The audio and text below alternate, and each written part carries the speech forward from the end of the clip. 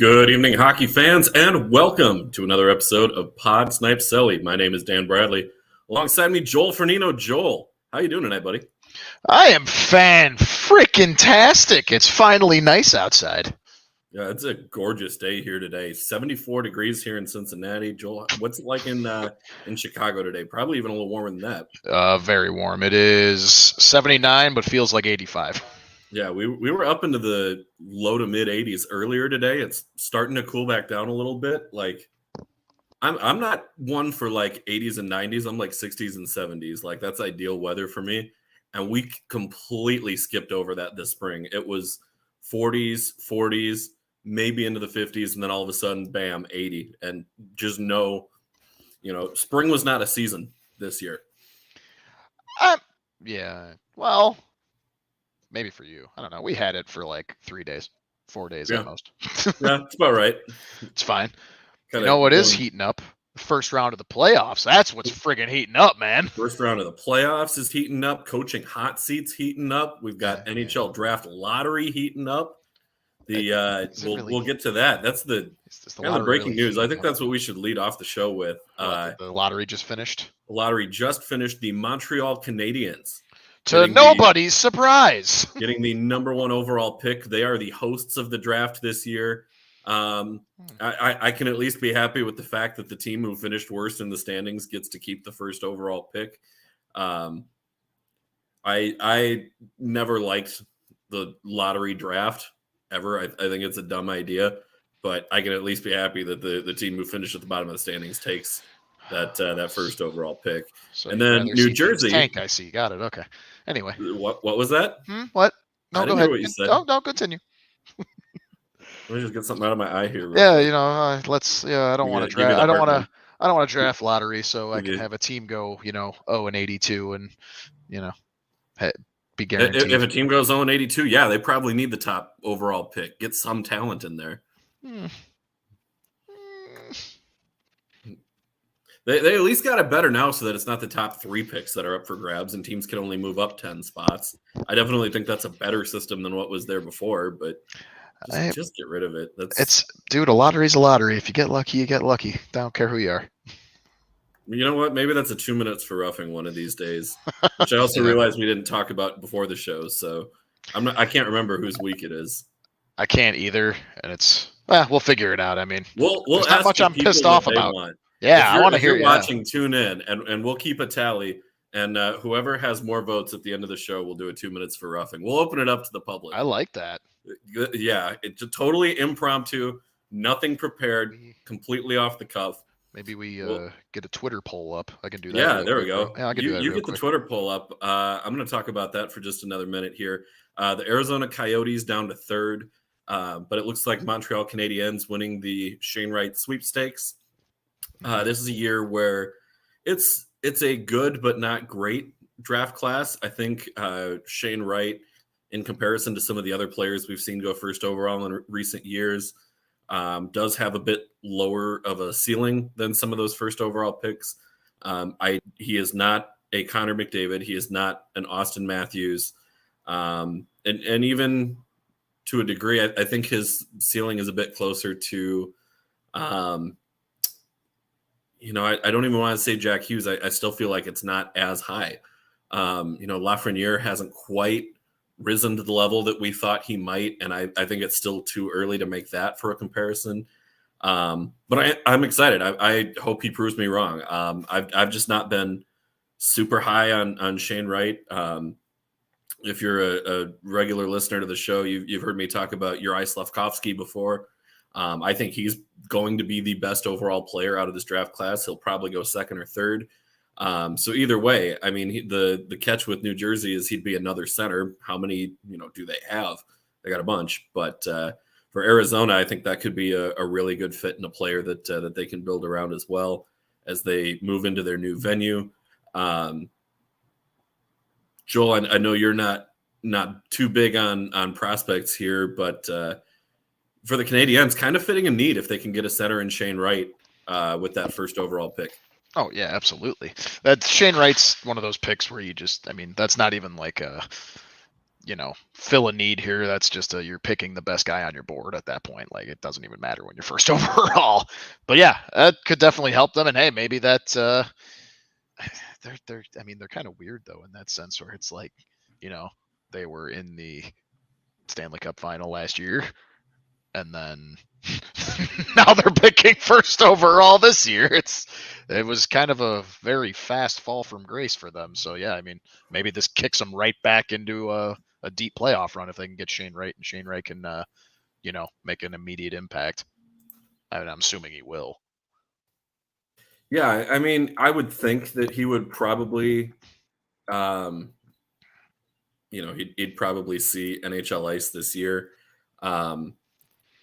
I don't see a scenario where he doesn't, unless he's just an absolute bust. It could be kind of a late in the year type of deal too, because you look at a guy like Owen Power, who played at Michigan this past year and then played 8 games total for the Sabres this season after they were already eliminated. I wouldn't necessarily be surprised to see something similar with Shane Wright. Yeah, but the Sabres, Sabres is where careers go to die. Well, with Shane Wright, playing in the OHL, he's 18. He still has 2 more years of juniors eligibility. Not that he's going to need 2 more years of juniors eligibility, but I would think there's a decent chance that he, coming out of the draft, that he might stay in the OHL. It really depends on how Montreal evaluates him. Because looking at their lineup right now, Nick Suzuki is locked into that top spot. Maybe on that second pairing, depending how they feel about Christian Dvorak. I don't know if they're going to address center and depth in free agency, but I think they have to go get somebody there. I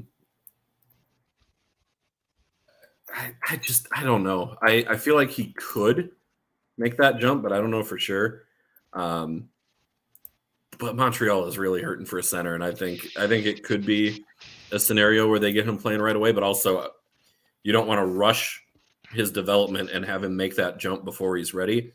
And from what I saw in my scouting on him this year, I don't know that he's NHL ready right now. Is he probably going to go number 1 overall? Yeah, I'd be really surprised at this point if he didn't. But I don't know. I just don't know that he's ready. And I would love for him to prove me wrong, but that's just how I see it right now. Yeah, that's fair. And how about New Jersey moving up to number 2?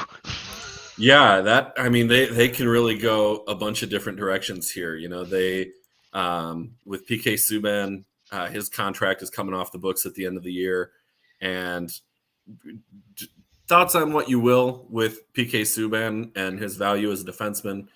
I love either way. It's safe to say that they need defensive help in New Jersey.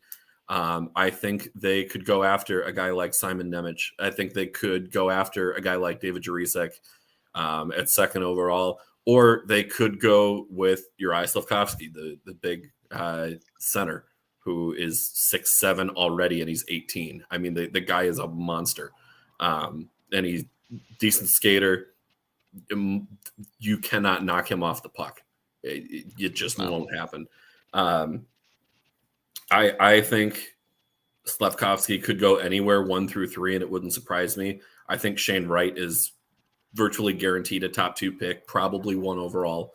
But there is some talent at the top of the draft class, and everybody in here is getting something that will help them out. It sucks to see Arizona move down. They're moving into the 5,000 seat Sun Devil Stadium, and at this point, I don't think there's any sympathy for the Coyotes at this point. From my end, I don't even care anymore. Like, they're not organizationally. I'm putting my money on they're not going to be a team in the next 3 years. So organizationally, that's fair. I do feel bad for their fans. I will give them that. The years of misery and mediocrity and settling, and all 500 of them being just a dumping ground, and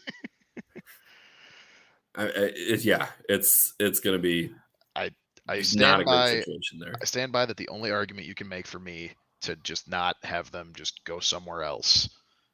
Maybe there's probably a couple, but one main argument is like, look, without the Coyotes and without hockey in Arizona, we wouldn't have Austin Matthews. Right. So I wouldn't be opposed to keeping them there, but it's going to take massive organizational change. And I'm not just talking front office. I'm not just talking ownership. There is so much more to it than that. Your food's ready. Yep. Yeah, it is. Michelle is making dinner, so the timer's going to go off there. But that's just fine. It's 7, almost 7:15 here, so it's time to eat. But yeah, I gross. Yeah. Moving on though, some more big hockey news. This is insane. This came out of absolutely nowhere. The Islanders firing head coach Barry Trotz. He's 3 years removed from winning the Jack Adams Trophy for top coaching honors. He literally took the worst defense in the entire league, and the very next year put them as a top 3 defense in the league. And even though they didn't make the playoffs this year, they still were pretty solid defensively. They just, they just weren't a good team. They were banged up a little bit, right? And yeah, they had the injuries that took a lot of their players out for like a quarter of the season. Spent their first 15 games on the road because their arena was still being finished. Yeah, exactly. The theme here is Barry Trotz was not the problem, but I mean, this is just, it continues to pile into the bucket of proof that the coach is always the first scapegoat when a team does not perform. Well, and I don't even think you can really make the argument that they underperformed this year when you look at all of the circumstances around that team. And not only but their place in the rest of the league as a whole. You can't count on the fact that that all 8 Eastern Conference playoff teams finished above 100 points, at or above 100 points. Like, you can't bank on that. No, you can't. But that's coming from people like us who have those stats and look into the actual players and the pomp and circumstance and all that. But when you're talking about the front office, yeah, they look at some of that stuff, but they're still going to look, we were a good team for the last few years, made it to the conference finals. Each of the last 2 years. So year 1, Trotz wins, Jack Adams is best coach. Yeah. Year 2 takes them to the conference finals. They lose to the eventual champion. Right. Year 3 takes them to the conference finals, loses to the eventual champion. And then this year misses the playoffs and you kick them to the curb. Exactly. That's what I'm saying, man. The part that really gets me here too is that Lou Lamoriello made that decision completely on his own. He didn't talk to anyone else in the front office. He didn't talk to any of the players. He didn't talk to any of the rest of the coaching staff. He made that decision entirely on his own, and it looks like just an absolutely awful decision.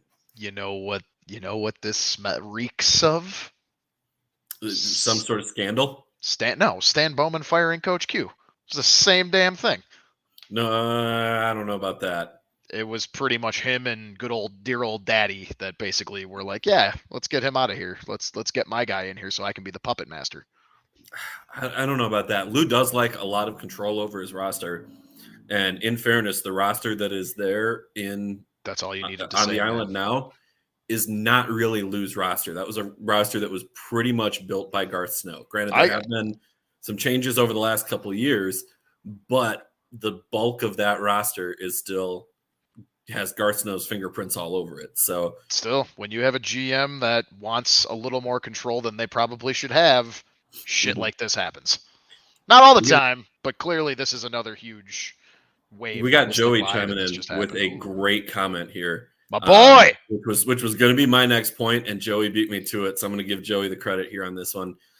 Something I ask myself when my teams go through this is, who can they get that is better than insert coach name here? Seems like a short list. Maybe Q, but still uncertainty there. Seems like an odd move. Joey, you're back. We're glad to have you back. We're glad to have you back, buddy. But back to this point here. Barry Trotz is the 3rd winningest coach in the history of the NHL. You're not going to get better than Barry Trotz. Trotz is someone who consistently elevates at every level. If you are a bad team, he will make you a good team. If you are a good team, he will make you great and great to contender. Not to And mention, he's just a class act of a human being too. oh yeah, he's a great guy. He's a great coach. He's a great interview. I mean, he's always got something either witty or intelligent to say when you listen to him in a press conference. Exactly. And Barry Trotz, I think within an hour of that news breaking that Trotz was fired, I think there are at least 7 teams that gave him a call to see, are you interested in coming here? 7? That's that's a conservative number, dude. Within the first hour, yeah. Don't even care, dude. His phone was West Coast going wasn't off awake at that point. Oh. So some of those teams out west didn't get the memo until later on. But his phone was exploding 1 to 2 hours after that news finally reached headway, and I tweeted it right as soon as it came out. I was like, I'll get into this, but I was like, Kyle Davidson, if you're not at least calling this man, you're wrong. At least kick the. I saw a tweet. It was just I don't even know what account it was. Just no check mark by it. So take this with a grain of salt. But it was like, should the Blackhawks kick the tires on Barry Trotz? I literally retweet. I replied right away, and I was like, sir, you drop kick and roundhouse kick the tires on Barry Trotz. You punt that tire to the moon, kicking the tires, trying to get him there. If you are not at least making a phone call and at least just pleading your case and saying, hey, let me get a charter for you. Come on over here. Let's talk shop. If you're not at least doing that, you need to question your motives. I feel like the most realistic landing spots for me, it's down to 2 for where Trotz would land, and you're not going to like either one of them because I'm not going to say Chicago. Oh, I mean, you said realistic. Had you not said realistic, right? I think when you're done, I'll say it's not mine impossible. And I'll explain why. I just think it's highly unlikely that it would be Chicago. I'll touch on it. That would be absolutely chaotic. But the 2 teams that I think realistically would make sense and be a very, very good fit would be the Detroit Red Wings, who already have a coaching vacancy. They've got an up and coming roster. They have a solid young defenseman in Moritz Seider, who Trotz teams excel defensively. And I look at what he did with bringing up players like Nick Leddy and making great use out of Nick Leddy.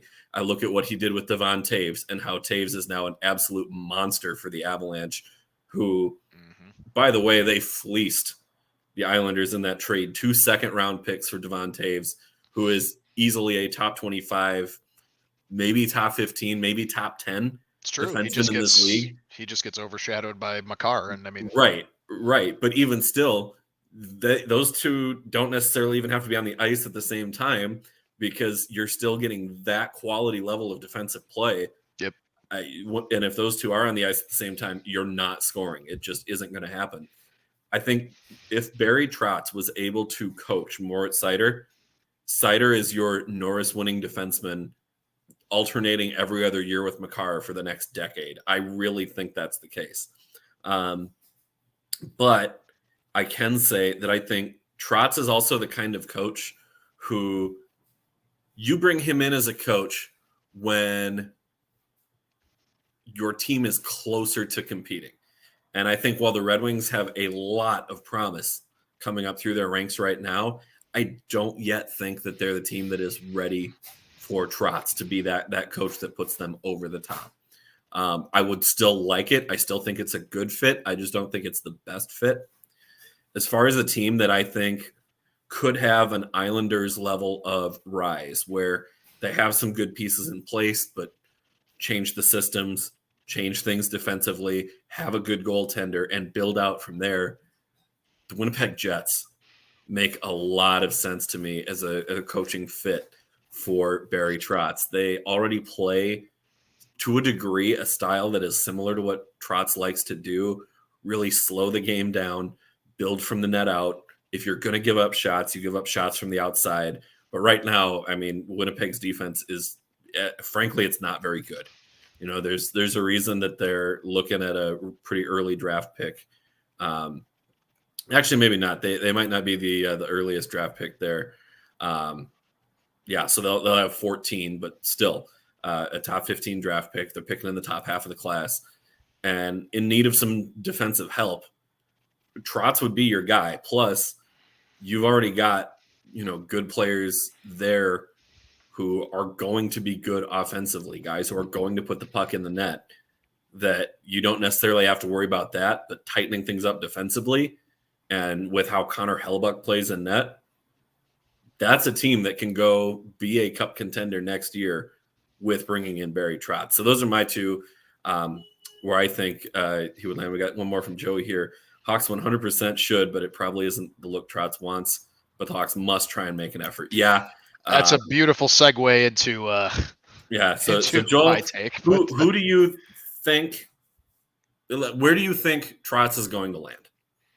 I honestly, you threw two teams in there. I mean, to keep it short, I feel like I only really have one team. It depends on, like, does he want to win sooner rather than later? Does he want to, like you were saying, build up a team that's either up and coming but not there yet, or like the Islanders, does he want to go to a team that's definitely not there and he's in for a rebuild? That would be where I'd say, hey, come on over to Chicago, man. We're rebuilding. We're stacking the deck. We got some draft picks coming up. Shut up. If you're rebuilding, and if you're wanting to go to a team that is rebuilding, and you can choose between Chicago or Detroit, and you pick Chicago, Detroit's not rebuilding anymore, man. They are out of rebuilding. They are much more advanced in the they are not rebuilt. They're not rebuilt, but they are definitely out of the infancy stage. They are in a much better place than Chicago, but they are still building. They are not going to compete for a cup next year. That's why I don't know that they make the playoffs next year, but they're moving in the right direction. The Hawks, frankly, are not. Stagnant right now. That's why which is worse. That's a worse spot to be in if you're stagnant. Jesus, man. Yeah. No, listen. You said up and coming. That's what they are now. They are no longer rebuilding. They are up and coming. The Hawks are rebuilding. I think up and coming, I'm not is a team that is at floor a bottom seed playoff team, and at ceiling a team that maybe you win a playoff series, maybe two. That to me is where up and coming is at. Yeah, otherwise, Detroit. You're rebuilding. Detroit could have squeaked. Detroit can squeak into the playoffs in this next couple of years. They could be a wild card, one or two. There were 3 Eastern Conference teams that finished ahead of Detroit and did not make the playoffs. I know they fell off, but they were hot to start a good quarter of the season. They were, and then they started playing better teams. They had a very soft. It's because they're not there yet, but they are on their way. I'm not saying they'll be there next year in 2 years, but they are closer. So to me, they are not. In 2 years, I think they're there. Next year, I don't think they're there. But that's what I'm saying. That's 1 year. We're like 3 to 4 years out here. Exactly. So if you're Trotz, why would you not want to go to that team that is 1 to 2 years away from competing, but still in rebuild mode? Well, that was exactly my point. If he wants to go to a full rebuild team, did you not hear that part?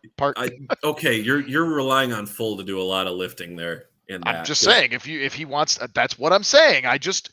If you let me talk. I didn't hear you say full before. I heard you just say a rebuilding team. Somebody wants the spotlight today. This is the first I've heard you say full. So what I'm saying is my two teams. Chicago wouldn't really be my team. If I'm talking realism here, I'm with you. He's not going to Chicago because realistically, like they're further off than I'm sure he probably wants. Mm-hmm. But if he does want to go to a team and just do who can I compare this to from another sport perspective? Let's do like a Theo Epstein. He wanted to go to a team and bring it out of the pits of hell, and that's what he did with 2 teams. That's GM versus head coach, but maybe it's different when you're a head coach. But maybe Trotz wants to go to a team and bring them out of the depths of hell and get them to contendership. Not the depths of hell, but similar to what he did with the Islanders. The Islanders were pretty much shit before he got there. They had talent, but weren't really doing anything with it. That describes us. We have talent, but we're not doing anything with it. I still think Detroit does more. Also, but so anyway, if I'm not saying that's my pick, but hey man, that'd be it could be enticing, and I'm sure Barry Trotz is a man who loves his food. In Chicago, there's no better. Anyway, I could also see him going to Vegas because if he wants Now to there is win, a very interesting idea. I was getting to that. Yeah, go ahead. Yeah, lay it on me why Vegas is a fit here. I like that. Well, what were we just talking about when we started this?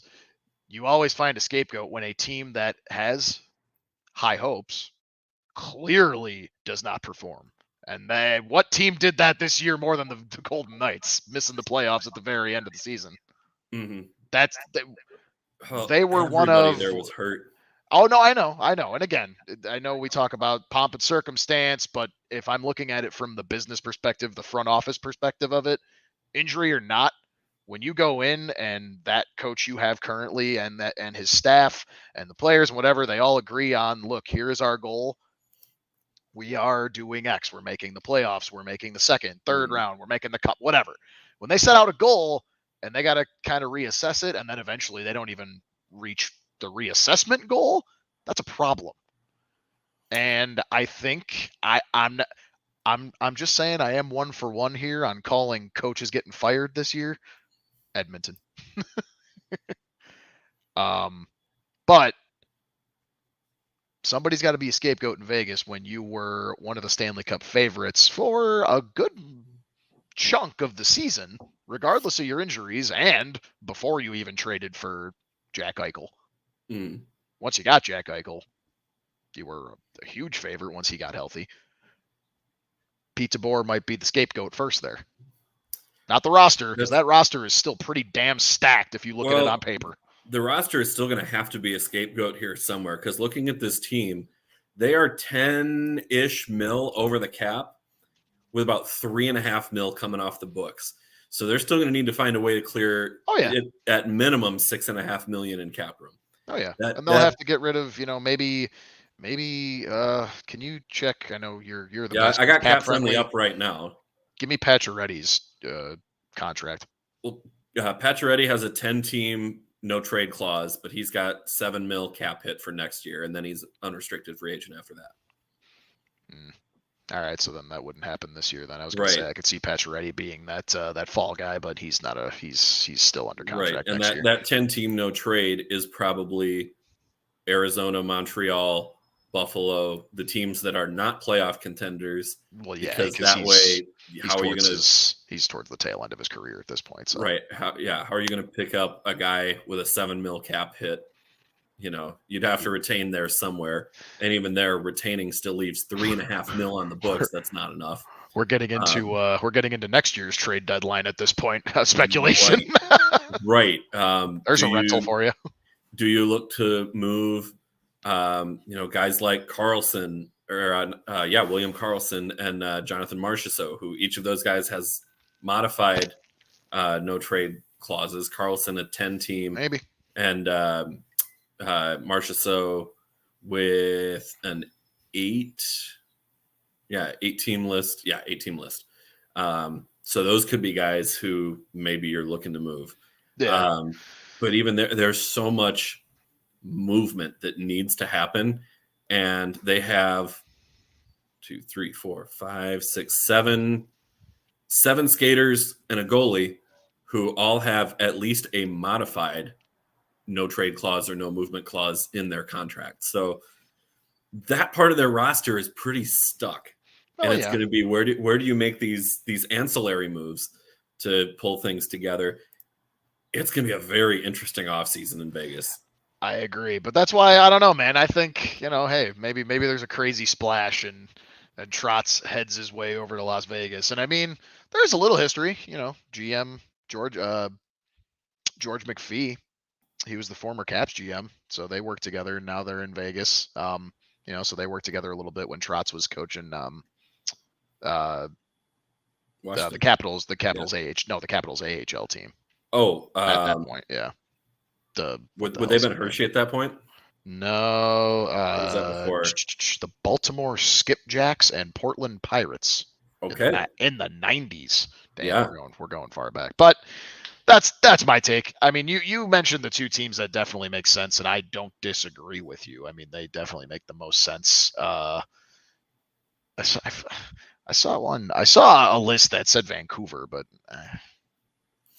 That would require Vancouver getting rid of Bruce Boudreau. Exactly, and you don't do that. You don't just simply do that, especially when he only got half a season. Not after they pulled him in halfway through and the team played better once. Fantastic. No, you don't. Yeah, so that's why I was like, that's you want to talk about another team that's got a dumpster fire going on with their cap situation and their roster as a whole. Vancouver, man. I mean, Oliver Ekman-Larsson making just over $7 million for another 7 years? Yeah, till the end of the 26-27 season. Ekman-Larsson is not a good NHL defenseman, and definitely not at that price. Tyler Myers decent, but is he worth $6 million? Probably not. It's not a great roster situation there at all. And that's going to be another tough one to kind of turn around and not even necessarily rebuild, but I mean, if there's a benefit, it's that the Luongo recapture penalty comes off the books this year. So they're finally done paying Roberto Luongo. Oh my God. Yeah. All right. Well, before we move on, and I think Joey will like this, I have to end this Barry Trotz conversation with a real spicy take. Okay. Couple ifs. If Barry Trotz comes to Chicago, it's a big if. It really just doesn't. I just don't see him doing it realistically. That's thinking with my brain, but with my heart, the spicy take will come out. If Trotz does decide, you know what? Yeah, let's go to Chicago. Let's see what I can do with their defense, because their defense needs a hell of a lot of help. If he comes to Chicago, Seth Jones finishes in the top 3 for the Norris at least in the next year or so. That's if Barry Trotz comes here. You know how Seth Jones is already really good. He's not Norris sometimes good enough yet, but when you're putting sauce on your wings. Wait, you have to put sauce on your own wings? That's sometimes. Why if do you do that? If I'm making them at home, yeah. Dude, just go get them somewhere. Anyway, continue your analogy. I mean, you can make them however you want at home, and you can usually do it for cheaper. Meh. But B-dubs for the win. Anyway. When you're putting the sauce on your wings, sometimes there are sauces that are hot and have flavor. And sometimes there are sauces that are just there to be spicy and don't bring any actual substance. Seth Jones is a top 3 Norris defenseman, even under Barry Trotz. Get out of here. No way. Absolutely zero chance.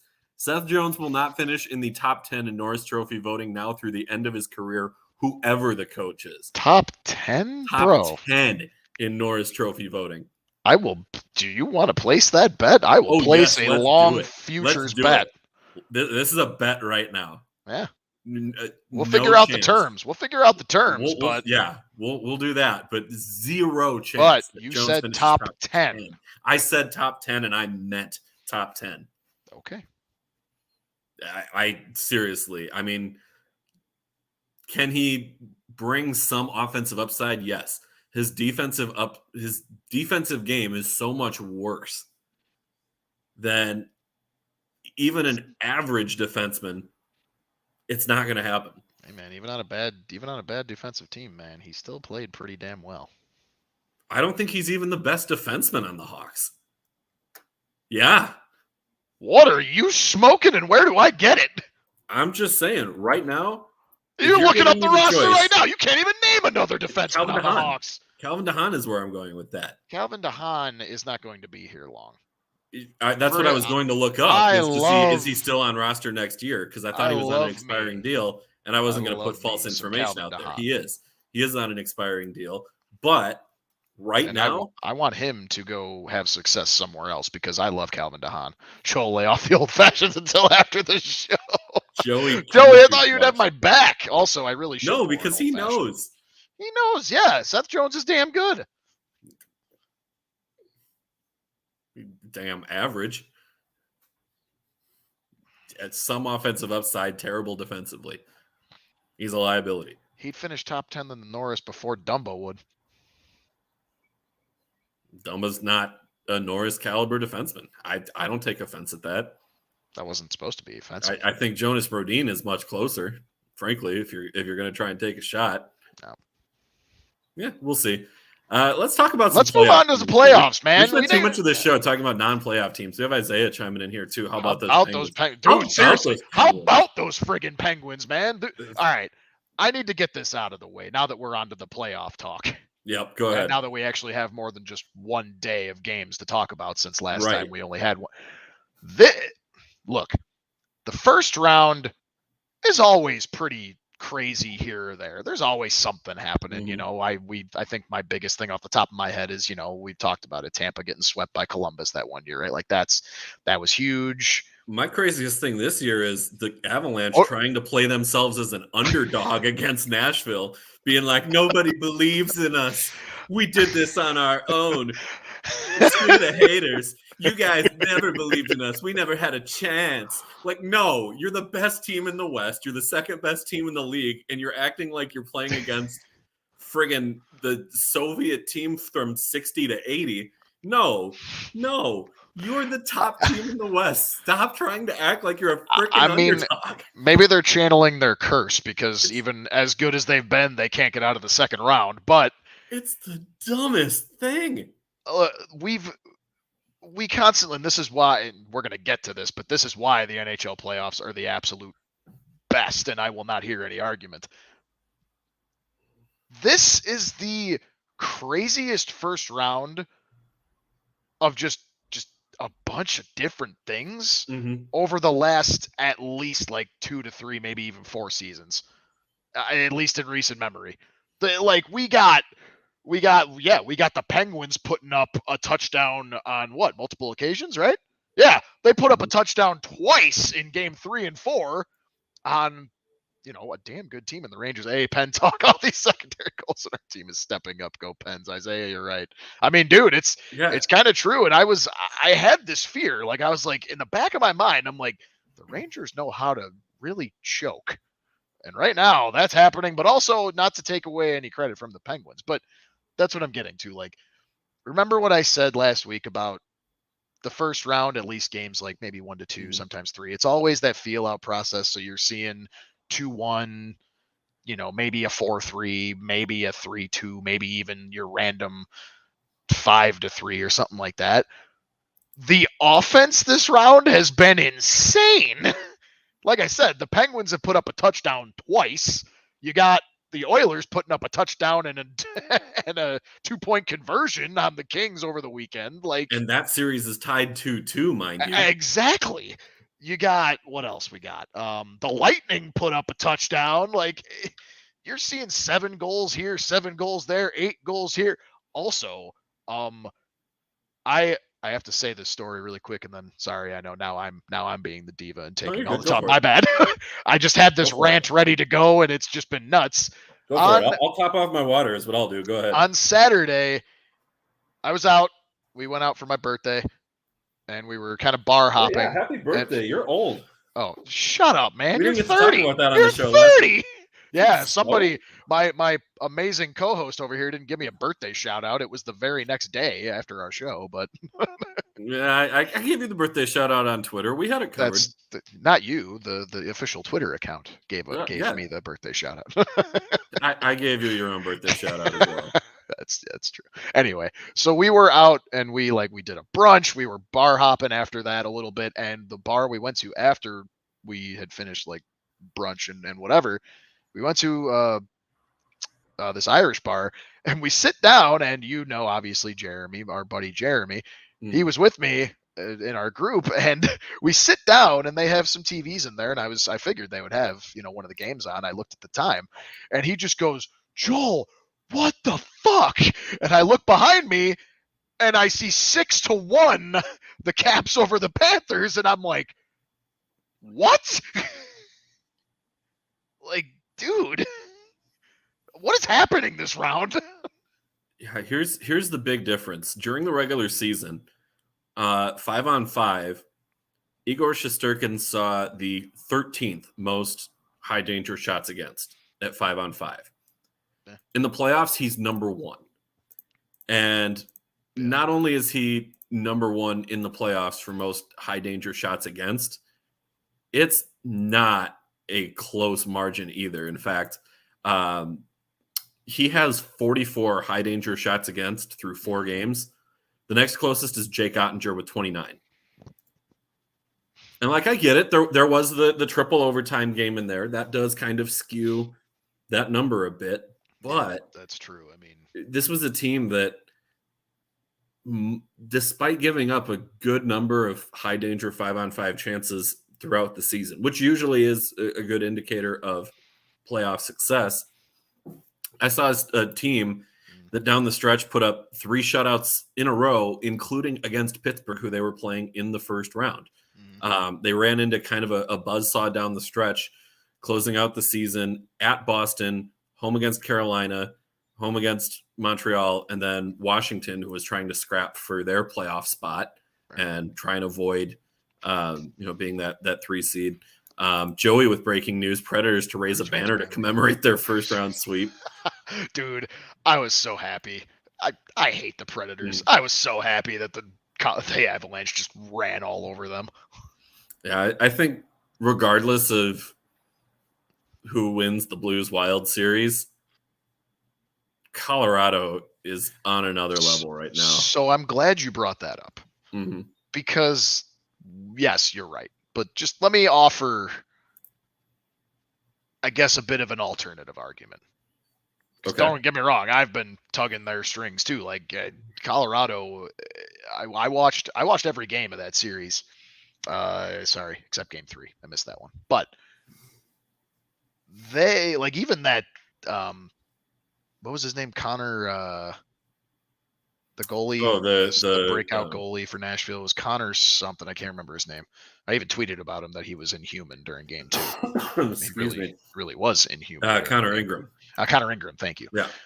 That kid, I don't know, man. Maybe Nashville has their goalie of the future now, even though they have Saros, who is also amazing. So, well, and not only that, but they've also got, who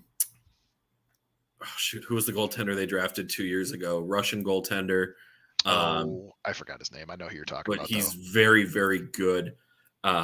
He was one of the few names I recognized, or goalie names I recognized when they drafted him. But while you look that up, even, obviously we had that game, obviously game 3, Avalanche put up 7-3 win there. Game 1, obviously we saw it. They put up 5 in the first, 15 minutes of the game. It was nuts there. But then that 2-1 win. I got it, by the way. Yaroslav Askarov. Yes. Was the Russian goalie that they picked too. Still another couple years before he'll make his NHL debut, but right. But so he, and I mean, that's, so they're, Nashville's always stacked at goalie. They always have really good goalie scouts, apparently. So anyway, I mean, but even when it's, the Avs putting up 7 or 6 goals or only 2 goals, or, last night when they got the final sweep and they put up, what was this final score of that game again? It was 5-3, right? So whether they're putting up all the goals or only putting up 2, they come at you in freaking waves, man. They roll 4 lines, and it doesn't matter what line or D pairing, their speed. We knew that they were the one of the fastest teams in the league. But as time goes on, speed sometimes diminishes. Dude, they seem to have gotten faster. I think I was watching, I think I saw it and I noticed it in game, I think it was game 2, because it was so close and it was basically just all Colorado, but this Connor Ingram kid was just standing on his head. The cameraman had trouble keeping up with the rushes from Colorado's end. It was hilarious. Yeah. They just continue to come at you. And my buddy who was an Avs fan texted me, and he put it perfectly. It was a 3-hour power play. All Yeah. of like that's what I watched on game, or we watched on game 2, and technically the whole damn series. Like, Yeah. If you're not able to jam up the neutral zone against Colorado and their guys can hit the blue line with speed, you're done. Like that's really what it's going to come down to. And whatever team is able to do that is the team that's going to beat them. But they will win or lose based on how they play in the neutral zone, and they're going to win a whole lot more often than they're going to lose. right. Now, my alternative point, now that we got that out of the way, is with all that said, and all of that is beyond true, they were playing arguably the weakest team in the entire playoffs this year. I mean, that's what the numbers say, is that was the weakest team to make the playoffs. And, yeah, I don't A think team there's that much blew a argument 4-0 lead against Buffalo in the season finale and could have avoided playing Colorado with a win in that game. I mean, they wouldn't have. So they would have lost in 5 or 6 as opposed to 4. Right. Yeah. I mean, yeah, having Saros out, Saros can steal you a game in that series, but yeah. But I don't think. Hell, last night, all signs were starting to point to they might. Mm-hmm. But again, that waves, Colorado just keeps coming and keep coming and keeps coming and keeps coming. It's insane. Now, what I will offer is yes. So Nashville being the weakest team, like we kind of expected this. Every other series right now is not going as I expect. Well, okay, some of them are going as expected, but there's still a few going like, what the hell is going on? This one went absolutely as expected. I made a couple people some money on that sweep call. You called the sweep as well. Yep. So we made some people some money there, but yeah, what was it we said last week? If there's one series that we see as a sweep, it was this one. And we were spot on. And I don't really think either of us are too surprised by being spot on that one anyway. No, last night was close though. I was getting a little nervous. The ones that have surprised me are Pittsburgh being up in that series. I thought with some of the injuries that Pittsburgh had down the stretch, and they're a deep team that knows how to win. They're battle tested, a lot of experience. That's a team that knows how to win, and they are doing that so far in the series. They're taking it to a Rangers team that's giving up way too many high danger chances. Yep. It is really soft defensively. And this is the first like real taste of the playoffs for Shesterkin too. So yeah, exactly. Because he got to play during the bubble year, right? Where they made the bubble, but also won the lottery. Exactly. So, right. And I thought they were kind of switching off during the bubble too, because Shesterkin was still. Yeah, I'd have to go look that up. So don't quote me on that. But it might have been. Yeah. Either way, his first real test of a playoff series, and against a good, experienced Penguins squad. Yep. That's a tough ask for any goaltender, but we saw absolute dominance from Shesterkin. I mean, he was one of the 3 Vezina Trophy finalists. He's probably going to win it.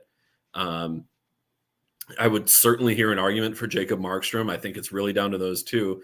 And we mentioned Saros. Saros somehow snuck his way into that conversation as one of the top goaltenders this year. And, I thought looking at the numbers, how does he get in over a guy like maybe Freddie Anderson with Carolina? I thought he would have been your guy.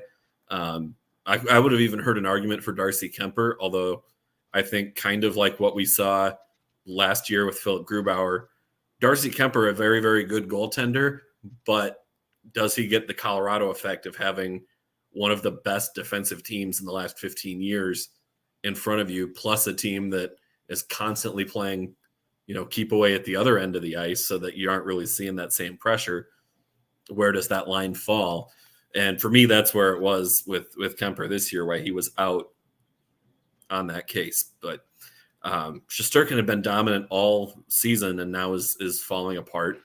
You have Florida, who was dominant all year, and they're tied 2-2, but needed an overtime win last night to win that one. And to score the tying goal and pulling the goalie with about a little under 3 minutes left in regulation. It was about 3:09. They pulled about 2-something they scored, but it was a damn nice goal too. That hand-eye coordination that was needed there. Yeah, I just kind of picked it up, and all of a sudden it's in the back of the net. It's just one of those things too, where I'm just like, you know what? I was telling you this the other night. I almost rarely pick the absolute best team in the entire regular season to end up winning the cup, and I was like, you know what, I'm going to do it. They're a stacked team, and you know what, they could still, prove it. They're just struggling to Didn't get you have there. the Rangers coming out of the East? Oh, Weren't they no, your cup pick this year? No. Or did you? Or was it Colorado over Florida? No, it was Florida over Colorado.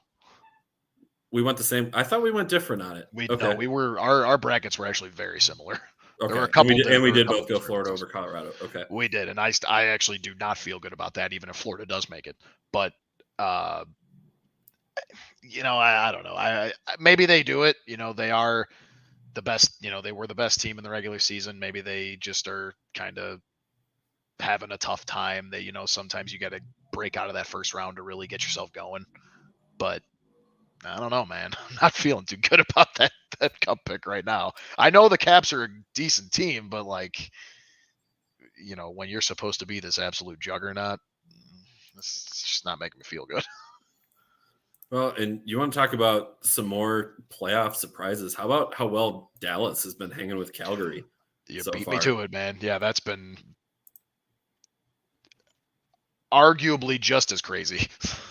Yeah, I mean, last night was the first time that we really saw it break open, and it was a 4-1 win for Calgary. Yep. But other than that, 1-0 Flames, 2-0 Dallas, 4-2. They've been close games throughout. I still think Calgary wins that series. I think Calgary probably wins the next two. I don't see that series going to 7 games, but Dallas has played very, very well. And I think you can comfortably, if you're betting on it, you can comfortably take the under, which has been around 5.5 for every game throughout the series. You can comfortably take the under the rest of the way between Calgary and Dallas. And then Kings Oilers. We touched on that one for a moment too. What is going on in that series? I don't know, man. It's kind of like there can be a push and pull. You know when a series can go to 7 games, and you see these like close contests, whether they're high scoring or not, and it's usually like a 2-goal or 1-goal win. It's just all over the place. The Kings won last night for they shut them out 4-0, but then before game 3, you got the Oilers. Team scores 17 goals through its first 3 games and then gets shut out in game 4. Make sense. Exactly. And Oilers get a dub 8-2. Oilers get a win 6-0. But then the Kings won game 1. It's entirely which version of Mike Smith shows up and which version of the Oilers offense shows up. I mean, it's we talked about it, man. If the Oilers aren't going to do anything this playoffs, it's going to be Mike Smith's fault. I'm going to stand firmly on that hill. Now, with all that said, and we did a good recap, what do you think happens tonight? And double, what do we think happens the rest of this round with each series? We can Yeah, tonight we've already got some games underway. We've got Carolina up 2-0 on Boston. I think Carolina is going to take that series. Oh yeah, that's the one we haven't talked about so far. That's tonight true. Either. I was surprised. I honestly kind of thought I didn't think it was going to be a sweep, but I didn't think Boston would tie it up either. I didn't think so either. I was thinking it was going to be a 5-game series with Carolina winning 4 out of 5. That was one of those things where after going down 2-0 and just the way that they were playing, I really thought Boston was on life support at 2-0. Yeah, Antti Raanta back in net for Carolina, which I think was another big factor, was the fact that, like what we mentioned with some of these other teams, that Carolina was stuck playing their number 2 and then their number 3 goalie for a while after that. But Raanta is back between the pipes now. Raanta was in net for the game 4 loss, but he was banged up and lost in game 3. I do think Carolina takes that series the rest of the way. We also have, get this, on the road, the Tampa Bay Lightning up 2-0 on the Maple Leafs in the first period. Yep. So that one has kind of been road ice advantage for that series. That series is gone almost better on the road than at home. That one's kind of gone as expected, even though it's been crazy just because of the high scoring affairs. I still think that this is kind of exactly what I expected for this. That series is also going 7 games. Absolutely. Because it's Toronto. Like that's how Toronto operates. They go to game sevens, they give their fans all sorts of heart problems and take years off their life before because killing them anyway when they lose. right. That's what it comes down to. So Yeah. I had a little bit of like on the TNT broadcast last night. I saw, Charles Barkley was on, and he actually, I started to go with his take because he was, because they had asked him who do you think takes it between the Leafs and the Lightning, and he actually said whoever wins this game tonight wins the series and wins it in, I think he said 6, but I think he said at least wins the series. I was thinking that way, but I don't know the way it's gone. I think it's definitely going 7, and I don't even necessarily think whoever wins tonight wins the series.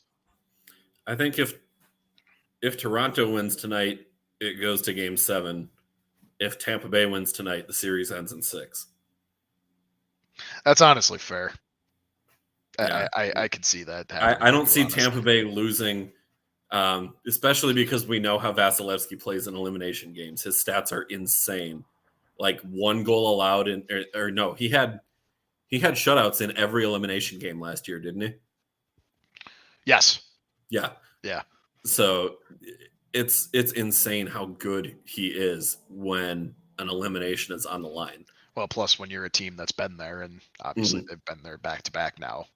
And even before that, even when they weren't winning the cups and they were going deep, like when you're a team that's been there, and those teams kind of know when, or you know what those teams, when those teams smell blood in the water, you're screwed.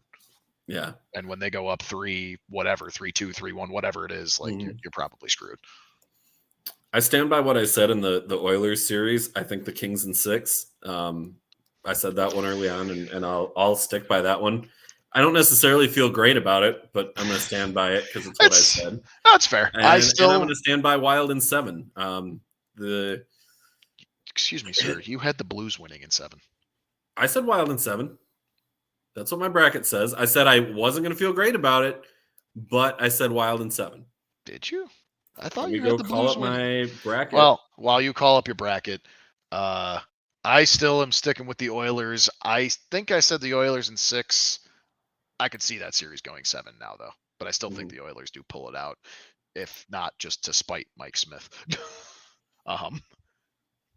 And while you pull up your bracket for Wild Blues, that's another series that's gone exactly how I expected it to go. Although I didn't expect you guys to have to be playing from behind. I honestly thought that this would go 6 or 7. And I said it too. I think I said you guys in 7. But I said Minnesota in 7. I do have that on my bracket. I misread your thing then. But either way, I'm still taking Minnesota in 7. However, I think you guys are really getting going. I hope so, because game 4 wasn't it. No, it wasn't. You had it, you kept it close, and then it just got away. I think if you can win tonight, I think you could close it out in 6. But the Blues are also that feisty team that just will not die. So I'm going to stick with it. I still think it's you guys, but 7. The Wild really squandered a golden opportunity in game 4 with the injuries to the Blues blue line. In fact, I think part of the reason the Blues won, beyond just the goaltending change to a more experienced Jordan Binnington, is they played 7 D-men and 11 forwards in that game rather than the traditional 12 and 6. Yeah. So by having that extra D-man in there to try and keep people fresh, because you knew you were going to have guys playing roles that they weren't necessarily used to playing and having to eat some of those bigger minutes, I wouldn't necessarily be surprised if they still play 7 D and 11 forwards tonight. I haven't seen the lineups. Normally those are out right around this time, given that they're, a 9:30 Eastern puck drop again tonight. It's just about 8 o'clock right now. So this would be about the time that we'd see what the lines are going to be. But they also might give someone a go in warmups and decide, maybe we're not going to go tonight. So you never know. Yeah. Now, my question for you, do we still have a round 1 going the next time we speak? The next time we air? No, because I think all the series will be done by that point. Because because let's see, even Oh if yeah, they would end Sunday. Yeah, they would end. So we'll have new series results for the next show. Yep. And they'll hold because they won't start. They'll start all the second round teams at the same time. They wouldn't start, for example, if Minnesota or St. Louis won each of the next 2 games, they wouldn't start Colorado and St. Louis before everybody in the league starts the next round. Oh well, no, of course not. Right. So that's what I'm saying is we wouldn't. They'll hold. So we're not going to have anybody starting early. We're going to have on time. So, well, Joel, I think it's time for you to go check Twitter.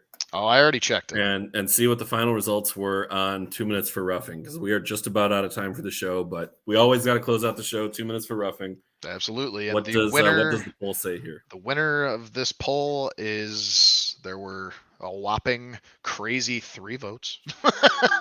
Okay. And one of them was me. Two in favor. 2-1 was me. Okay, so it looks like you're on the clock. Man, I'm not pissed off about anything this week. This is going to be kind of tough. I think I can come up with something, but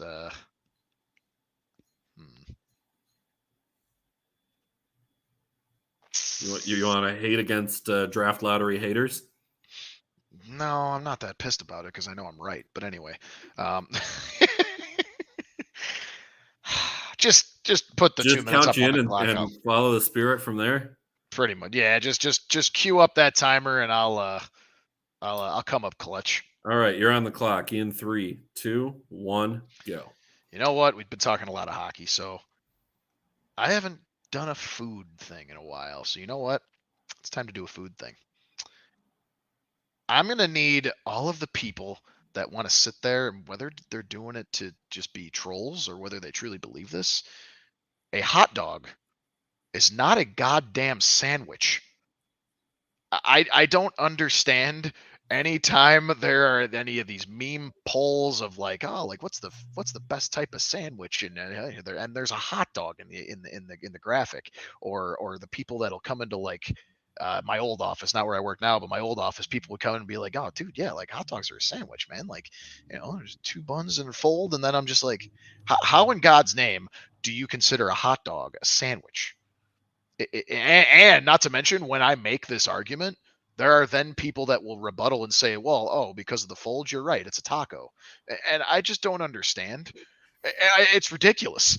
I have heard this argument way more often than I really wish I had heard it, because it's enough for me to use it out of 2 minutes for roughing. It to me is just asinine. And then you get the people that are like, oh, what happens when the bun breaks, and then it's like this, and then it's a sandwich. And it's like, if that happens to your hot dog, you've eaten it wrong, and you are clearly from a state that shouldn't be making hot dogs. And obviously we know Chicago is the city of hot dogs. New York, nah, get that chili crap, or get that Coney crap out of here. Cincinnati, get your chili dogs out of here. No, it's all about the Chicago style dog. None is better. But that's not the argument here. A hot dog is simply a hot dog. There is no category. It is a hot dog. It's not a sandwich. It's not a taco. It's not a submarine sandwich. It is a hot dog, and it should be called as such. Stop calling it a fucking sandwich. You know, I was going to sit here and say that if anything, it's closer to a pita, because the pita at least requires the closed bread. You sit your ass down. No. Don't come after me here. I agree with you. Hot dog is not a sandwich. I just wanted to see your reaction to if I said, if anything, it's closer to a pita. You know what? I'll at least I'll commend you, because that's actually pretty creative compared to, right? Oh, if it's not a sandwich, it's a taco. No, because a taco requires a tortilla, and that's also why it's not a pita. You know, look. I know it was a spur of the moment 2 minutes for roughing, but dude, that has been one of my pet peeves. You know what? Let's throw that one up on the poll. Let's throw that one up on the poll. We'll go for a full week. We'll let the people vote for the next week. Can you make the whole week? Yeah, give them the week, because then we've got until next week's episode. No, I thought Twitter's max was 24 hours. Oh, no, it lets you do more than that. I've done Well, I've all done right. 48 and 72-hour pulls before, so All right. Well, so yeah, so you're good. Put it up for a week. And so we'll is do a it. hot dog a sandwich? Mhm. Response Before is we go over the options here, let's go with yes, a hot dog is a sandwich. No, a hot dog is not a sandwich. No, but it's a pita. no. You can No, do but 4 options. And then the fourth one could just be like see results or something like that. So we got options, but while Joel is scrambling to Twitter to put that poll up, I'll do a wrap on the show. That is it for tonight's episode of Pod Snipe Celly. As always, thank you to Noop Sports and the Sports 2.0 Network for giving us this platform. We're 27 episodes in now, I think, and it's been a fun ride throughout this hockey season. Thank you, as always, to Noop Sports and Sports 2.0 Network for making this production possible. As a reminder, you can catch us anytime on demand on Spotify and on Apple Podcasts. We are live Tuesday nights at 7 o'clock Eastern, 6 Central on YouTube, Twitter, Twitch, and on Facebook. But that is it for tonight's episode. Thank you to everybody for tuning in. As a reminder, In the Green Bets is up next. Keep an eye on them throughout the summer as golf season is in full swing. 4. See what I did there? Oh, wow. I did see what you did. Yeah, buddy. We got in one more pun that- before the end of the show. That was pretty solid. As far as Yeah. dad jokes go, that It that was a solid like 8.5. That was pretty good. That's I'll take it. I don't usually score that high on puns when I share puns with you. So that is it for tonight's episode. You're not supposed to score high in golf. There we go. Sorry, I tried too hard. He's Joel. I'm Dan. Enjoy the rest of your night, everybody.